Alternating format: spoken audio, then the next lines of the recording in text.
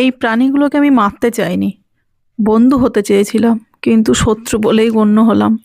এই প্রাণীগুলো এসে এখানে বাসা বেঁধেছে, একবার ভেঙে দিয়েছি, আবার এসছে, আবার ভেঙে দিয়েছি, তাড়িয়ে দিয়েছি, জানালা খুলে দিয়েছি, চলে গেছে। এটা আমাদের কাজের ঘর, কিন্তু দেখছি আবার চলে এসছে, কিন্তু মারতে বাধ্য হলাম। স্প্রে করে দিয়েছি, আস্তে আস্তে মারা গেছে। খারাপ লাগছিল খুব স্প্রেটা করতে, কিন্তু কিছু করার ছিল না, আমি কাজ করতে পারছিলাম না ওখানে বসে। এটা যেহেতু আমাদের কাজের ঘর, কিছুদিন বন্ধ ছিল, কাজ বন্ধ থাকায় ওরা এসে বাসা বেঁধেছে এই ঘরে। খারাপ লাগছে, খুবই খারাপ লাগছে।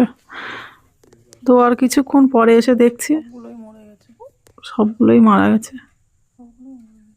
দুই একটা তাও উড়ে পালিয়েছে, অনেক অনেক, অসংখ্য।